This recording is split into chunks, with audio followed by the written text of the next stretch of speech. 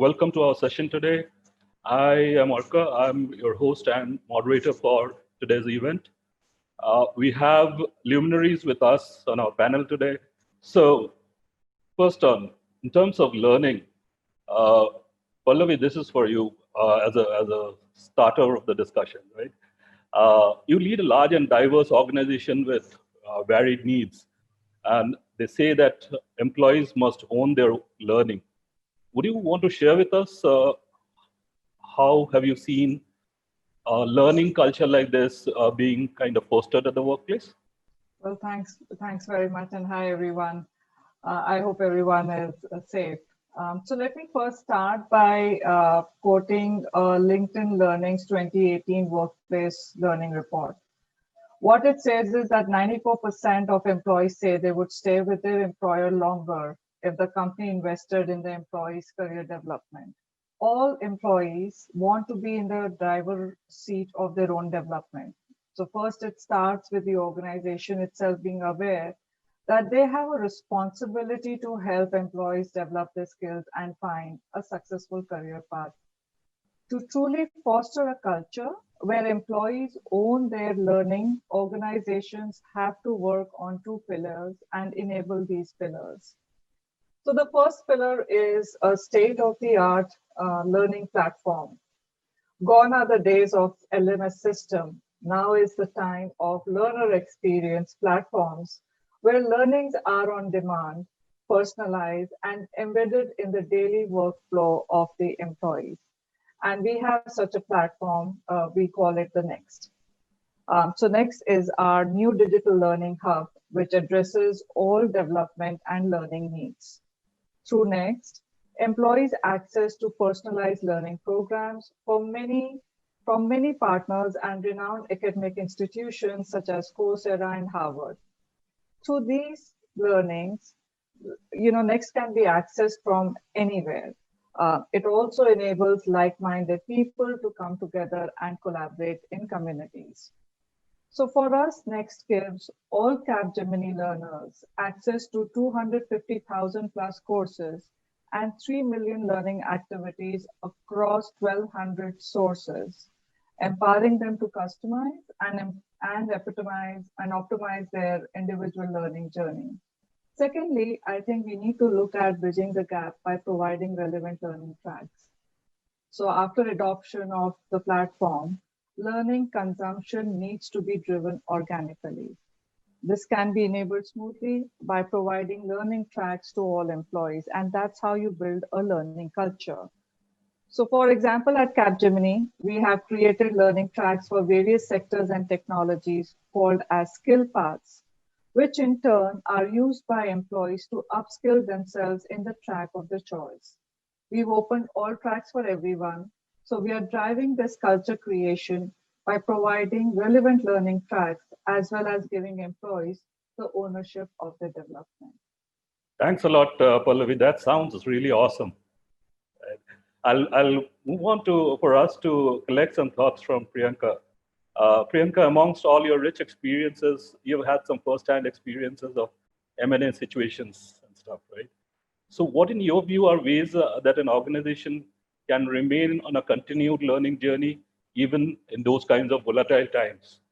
So just coming back, I think a couple of things. To me, I think M&A is part of how we try and expand our business portfolios, because one thing is incremental growth. The other one, of course, is when you do M&As to create exponential growth opportunities. And to me, in whatever situation, Ericsson has fundamentally focused on how employees have to create their own learning journeys. And the way I will call this out, in technology industries like ours, right, innovation is the only constant. And we've got to keep innovation in the forefront to not just survive, but thrive in this industry. And to us, it's evident that people are at the core of driving this innovation. And then we have very clearly been articulating our deal with our employees. So we call it our people story, which is a deal that articulates how do we make it a win-win for an employee and for Ericsson to thrive in these times and forever, right? So to us, this people story is a winning deal towards what employees can expect from Ericsson in terms of their own career journeys, and personal journeys. At the same time, what does Ericsson expect from its employees? And these deals are basically articulated through philosophies, right? So we have a set of 7 philosophies that builds our people's story and brings it to life. And one of the key philosophies is learning and development. And our messaging to our employees really is that they are the CEOs of their career. So what we tell our employees is we will be the enablers, we'll create the right culture, the right ecosystem, but every employee is the CEO of their own career and their learning journeys. But that's not where the story ends. It's really about excelling in their current roles, but also having a clear line of sight of their future ambitions and aspirations. To us, the way we drive competence shifts is by having employees think about what are the future learning opportunities they want to grab to be future ready. And hence we create those funnels for them as well. So when I try to call them the CEOs, it's really about we being the enablers, they're defining the journeys and how they tread through the journeys, how the culture both evolves and innovates the learning opportunities for our employees. Great. As someone who's handled multiple M&As myself, I found it really helpful. The way you explain the entire concept of the CEO and the enabler as compared to an employee only. Right? Thanks a lot for that, Priyanka. With that, can I request Manvi to share with us your thoughts on how to get a learning culture fostered at the workplace? And you bring with us today a flavor of varied workplaces from across the world, right? Thanks, Sarka. And indeed, across all organizations that I have worked, there have been amazing tools with all of them in how to foster a culture of learning and development, how to offer experiences. But for me, frankly, there are 3 parts to this question as I look at it. The first is when you talk about owning your own learning, I think that's the easiest part to answer. Of course, we need to make sure that everybody owns their own journey. But with that comes empowerment, and that's our part of the deal. So what are we offering as HR, as a context, as an ecosystem where we enable empowerment? When we hire people, most important thing over here is about mindset. If you have to enable someone to own their own learning path, not just that you have to say it out, you have to create an environment in which they're able to own it up. So you have to give the empowerment piece to the employees along with that ownership. And in that, I think what Uber does a lot very well is about enabling all of this ecosystem through technology. So of course, I mean, we've heard Pallavi and Priyanka both talk about all the online tools that are available to their employees. Similarly, whether it's partnerships with Harvard, whether it's LinkedIn Learning, whether it's Digreed, all of that is available for self-paced learning for our employees. What we also enable, the one that I think really changes the game, is the ability to really opt in for gigs. And so you may want to look for something you want to learn, and someone actually needs that kind of support. You can sign up 20% of your time to participate and learn on the job, learn while doing something. And so that really enables people to say, hey, where do I want my career to head? What are the few things that I want to do in that journey? What kind of gigs are available within Uber? Can I spend 20% of my time participating in those gigs and learning something from there? So I think that what I'm trying to say in a nutshell is ownership of your learning journey is starting the solution. It's the starting point of the solution. Giving empowerment is the big part of ecosystem that we as organization creators need to ensure that there is that ecosystem in which people can own their learning, they have the empowerment, and then enable technology and offer technology in a way that it's easily accessible, that it's simple and it's easy to navigate for our employees. Sure, Manvi, thanks a lot. I think that was a very interesting perspective that you brought in of kind of addressing the mindset before trying to address the skill set, right? Great. Talking about all these online platforms and the rapid digitization that we are witnessing, Priyanka, I'm going to kind of seek your help on this. Speaking of digitization, while that has helped in making learning much more universally accessible, has it, do you think, created an overabundance of learning opportunities in leading to some amount of fatigue and disorientation among people? What would be your thoughts around this? Again, I think this is a pertinent issue, right? Unless you create content, just like, we talk about any other associated industries, it's important to keep the engagement scores high on employees' end to feel motivated to go and spend time on top of their jobs to uplift their own competence curves, right? How do they learn, unlearn, and relearn? To me, I think like Manvi just said, right? It's really about having the right ecosystem or a platform. So just like most of the other organizations that we have Degreed, we have all possible skill-based training platforms to all associations with TED Talks uh, to all possible organizations, right? So content availability is one part of the whole equation where we have to ensure that employees have the possibility of anytime, anywhere learning. And again, curate the content based on their self-awareness. But more importantly, platforms only make a lot of content available, but to mirror them and make them relevant. And to your question, that we don't disorient them, content has to be real time updated, mirroring what the industry technology evolution or disruption is, or what the customers want. Because once we train them, it's important to blend those learnings. And to us, blended learning is the name of the game, which clearly means you get a lot of formal education, learning, trainings through virtual classrooms or instructor-led classroom trainings. But eventually, they should be given opportunities on stretch assignments, on project rotations, on real job movements. One thing Ericsson does extremely well is that 50%, almost 50% of what we hire in a year are internally mobilized people. And to me, that's a big thing. Employees will feel disoriented if they're just getting a lot of training, which is canned, which is not the case. So that's what I said. They do get the opportunity to curate and define their own learning journeys. Secondly, they do get a chance to take those learnings to real on-ground experiences through projects, through assignments, through job rotations. Third thing, we let employees move. So we don't hire people for proven competence, but for potential. So extremely important that employees feel motivated that if we learn, we show that we have the potential. Ericsson internally will invest in my rotation, not just from one role to the other, even from one country to the other. So we mobilize talent all across so that we are giving them the chance to take those classroom learnings to real on-ground experiences. And to me, that keeps that whole motivation on to your question. Thanks a lot, Priyanka. I think that was really insightful. That investing not only in the learnings but also making sure that they get the right opportunities to apply those learnings at the workplace, right? That kind of closes the loop on the career journey. Great.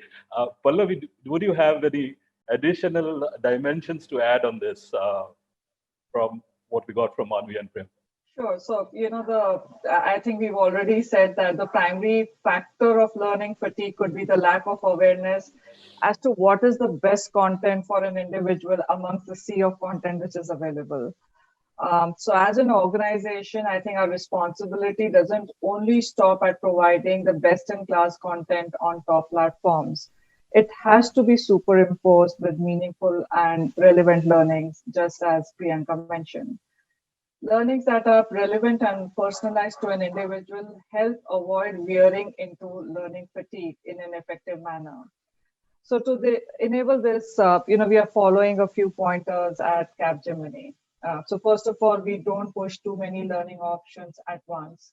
We allow employees time to explore and own their own development, and we've already spoken about this. We secondly ensure that employee development programs are tailored to the needs. So for instance, we have what we call it as a Young Emerging Professionals program. And also we have Connected Manager program, which is applied to a specific set of our colleagues. Also, as part of these programs, we leave it to the individuals to choose the track that they want to learn and develop in. Thus, it is a curated learning pathway, along with providing them the autonomy to choose. So to avoid learning fatigue, the tailored learning pathway is, it's two varying starting points. So not everyone needs to start from a basic level. So we have to recognize that fact. And hence personalization is required in terms of skill proficiency as well. So our skill learning path have been created with varied level of proficiency, and hence it helps each individual to learn what he feels is important for his skill development. So those are the methodologies to avoid learning fatigue, as you call it. Back to you. Sure, Pallavi. Thanks a lot. I think that's really helpful. I'll toggle back to Manvi on the next one, which is a related thing. So it's really great to see all of these progressive practices being practiced across your organizations. So coming on to a bit of the counter to it, what are the kind of roadblocks or potential hindrances that you see, or things for organizations to be cautious of while implementing or rolling out such forms of experiential or blended learning, as Priyanka mentioned? Any tips for our potential viewers and listeners of that? Yeah, it's interesting, the pressure of being a technology company and then also slowing down on technology when it's needed. So I think that was the call of the hour this year. So let me start by saying fatigue, disorientation, digitalizing, all of them are very real words today. And not just for our learners. Let's just think in our natural environment, look at children who are stuck to screens and the kind of deep and challenging impact it's having on their health. Or look at our parents who are struggling to figure out how to do video conversations with their children. What does go live mean? And they sometimes do that without even knowing. We are all disrupted in the way that we have been, and it has caused a lot of stress in adopting. Like, digitization was the slow moving upward curve, and suddenly we've had to get to the top of the curve without having that natural progression. So I just want to first of all call out and say, this indeed is a disruption. This indeed is upending the way we have been learning, the way we have been interacting with our environment. So having said that, what Uber did, like I said, was actually cut back. So great that we're a technology company, great that we have so many platforms and so many things we can offer to our learners, but we knew that at this moment, what we need to do, so we pivoted our learning content completely. We looked at the fact that currently everybody needs to understand a lot more of the change that they're going through. What is this change curve that we're all experiencing in 2020? How do you build resilience? How do you manage your stress? How do you manage your team stress? So the manager training, which ideally could have been about be a multiplier, to be a great leader, these are 10 things you have to do. We had to pivot very quickly and say, hey, how are you present for your team members? How do you have a basic digital Zoom conversation to make sure your team is feeling acknowledged, is feeling seen? And are you being empathetic enough? Is it okay for you to do that digitally? There are people on the screen who derive their energy by being with themselves. We call them introverts. How are you making sure that you're making space for them? Because being on camera is about a performance. It always feels like that. I think that few very quick tips would be making attendance to these sessions as voluntary, doing a lot of breakouts, creating a lot of real-time engagement, having people talk to each other, making it more real to current situation, adding roles and situations from where we are currently in 2020. All of that really makes learning that much more closer to your reality and to your context, and that's that much more enabling. So in short, digitization was definitely adding stress. We cut back, we pivoted our content, we pivoted our strategy, and we made sure that we're not fatiguing our learners with constant barrage of emails and invites and them to feel that they have to attend a session or get a tick in the box. Great, Manvi. I think that's really very thoughtful leadership, I would say, from the organization. Pallavi, moving on to you.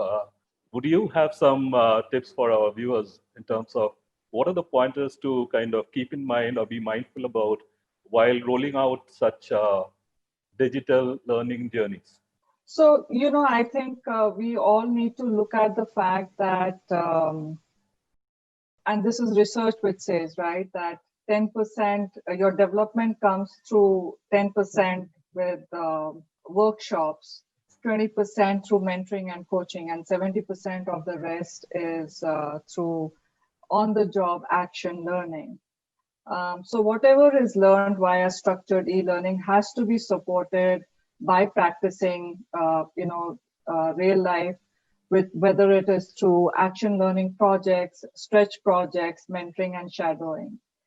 So we at Capgemini have we place a lot of importance on contextualization.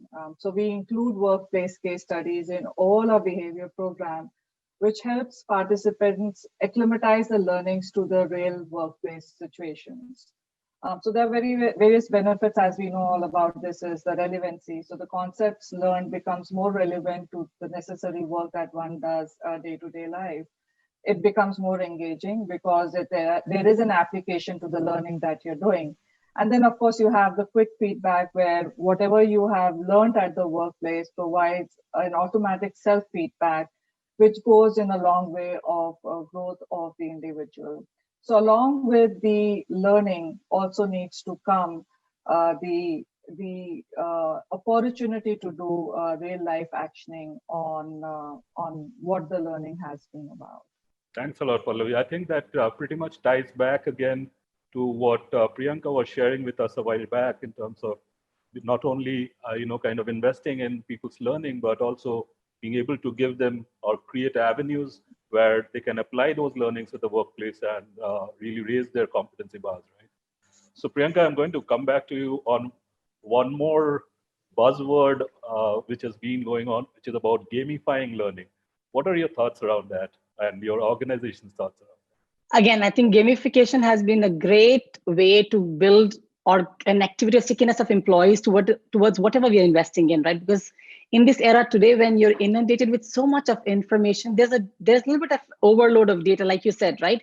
We've got to be very sure that we are not disorienting employees or almost keep getting them to shut themselves towards what we are pushing out. So to me, I think what's more important is gamification creates that level of excitement to get to clued on to what is being shared by the organization. And also it gives you an opportunity of making it two-way, that employees can also share what are they expecting. But something that Ericsson has been investing for a long time on is this whole thing called growth mindset, right? Which is not alien to all of us. Growth mindset clearly gives us an opportunity to look at every situation as an opportunity versus a crisis. And to us, when COVID hit us, right, and 85,000 people in Ericsson started working remotely overnight because we prioritize safety over anything else, we also treated this as an opportunity to drive a competence shift for ourselves. Because what we said was, people will have to do what we need to do in terms of delivering to our customer commitments, but also seize the opportunity of driving the competence shift. We were fortunate, to your question, to be in an industry which was in the essential space, which means we were thriving in terms of our businesses. At the onset of 5G data consumption growing up exponentially, we saw this as an opportunity to see how we drive that competence shift. So gamification was one part of how we leveraged that entire go-to employee strategy. But the other things that we also did was creating a huge amount of investment towards leveraging leaders. Leaders became the biggest tenets of how we were going to successfully come out of this situation. I won't say come out, but manage to navigate through this situation. And leaders were both invested in becoming effective virtual coaches and leaders. Great. Thanks a lot, Priyanka. I think that was really helpful, insightful. Pallavi, what about you? What were been your thoughts and Capgemini's thoughts around gamification as a way of also probably being able to address the issue of fatigue to a certain extent? So, absolutely. I think given the fact that, we are all in a situation where we are working from home largely, and our interaction is through digital devices, whether it's our team members or our people managers. When we are looking at gamification, I think it's also taking the larger question on employee engagement, right? So how do you look at employee engagement in the virtual world that we are in today? And we've taken multiple routes to look at engaging our employees. So whether it is through, fun activities, we have a fun office as well. We call it the Big Boss, where we have, invited our employees and their families to participate in various quizzes and contests to what we call it as TGIM. So it's Thank God It's Monday, not Thank God It's Friday. So it's basically, we have our own musical band called as the Rubber Band. So we have them digitally playing, and the employees and our colleagues can tune in at any point in time and listen to them. So it's called TGIM. So there are various activities that we have run across the organization, with tremendous number of participation and appreciation by our employees on the various work and initiatives we've done in addition to learning, in order to engage the employees. And it's absolutely necessary, just as Priyanka mentioned. Sure, Pallavi, that sounds exciting. I think that was a bit of a different flavor on gamifying from a perspective of employee engagement rather than only specifically on learning. Manvi, I'll come on to you to understand your thoughts and what has been on the minds of the Uber leadership on this front. Yeah, I think that, using or leveraging the digital platforms in the best way that we can, whether it's gamifying learning or whether it's making sure that when you're talking on Zoom, what are the other things you could actually like do bingo and do such stuff, which we created a playbook for all managers and leaders. How can you do fun, engaging activities in a digital way for leaders and managers to go back to each time they're, trying to have their teams feel happier or in a better place. So I think that all of that, and I would only add to what Priyanka and Pallavi have said already about the fact that gamification makes it more real. See, and I think Pallavi started by saying this whole idea of 70-20-10, this whole idea of structured learning is still 10%, and gamification is very much in that 10% zone still. So it is still going to only be taking you a step closer to almost mimicking the reality and learning in that mimicked situation. However, it's still not going to be as good as the 70%. And it's very strange. We were thinking about it earlier that this year learning has sort of been paused. Your curriculums have been paused. We've given time and space to people, but that's not true. That's actually the opposite of what's true. Everyone's learned in many different ways because 2020 has upended our regular lives. So to identify that learning out of that 10% space is extremely important for us. And gamification is a great tool, but it's still limited for me within that 10%. So coming out in 70%, and I will just quote Daniel Kahneman. He's a Nobel Prize winner, a psychologist. The idea that you learn when someone's giving you that information doesn't exist. You learn when you're in the middle of chaos. You learn when you're in the middle of a situation that you have to handle real time. And why? Because that situation gives you feedback real time. So if I'm a manager and I'm trying a new technique with my team member, and next time I see that this person's quitting on me or this person's not turning up for a one-on-one, I know it didn't work. So that reinforcement shapes my thinking, shapes my learning. And that only happens in that 70% environment. And so I think that where we're headed as an industry is to identify learning which exists outside of these 10%. Gamification is great because you cannot undermine the value of that 10%. And it creates engagement within that 10%. So anything that you do to stimulate that environment, engaging the learners more is great. But also starting to focus a lot more on learning. Learning is happening at all times. Are we recognizing it? Are we creating enough environments for it to happen organically? Thanks a lot for touching upon that, Manvi. I'll probably just take this opportunity to share something that we have done in our organization where for specific hackathons and stuff, which are based on hacking real business ideas using our real products. We have created leaderboards just to give that flavor of gamification, but not still taking away the flavor of real life action planning, what you would really do when you are in that situation, right? So that's really interesting. And while I was listening to all of you, I was just getting reminded of an anecdotal story. This was quite a few years back, and I think it was the famed speaker Zig Ziglar addressing a CEO conference. And one of the questions posed to him was, what if we train and then they leave? And the response was, what if you don't and then they stay? So it's very nice, very interesting to hear today's all of today's practices that all of you spoke about, which marks really distinct differential thinking, and where the leadership from all of your various organizations are heavily invested in employee development and the organization development from a more broader perspective. So that was great and really helpful, insightful. I am very sure that our viewers would find all of these tips extremely interesting. Thanks a lot to all of you today for joining us for this discussion, and all the best with all the great practices that you guys are moving ahead with. I hope everyone has a lot to learn from this discussion, gets a lot of tips of how to strategize their future learning journeys in their organizations as well. Thanks a lot. Thank you, Arka, and thank you, Pallavi and Priyanka, to sharing so many great insights. Very useful. Likewise. Thanks, Manvi and Pallavi. Lots that I got as a learning as well today. So appreciate your inputs. Thank you. Really enjoyed the session.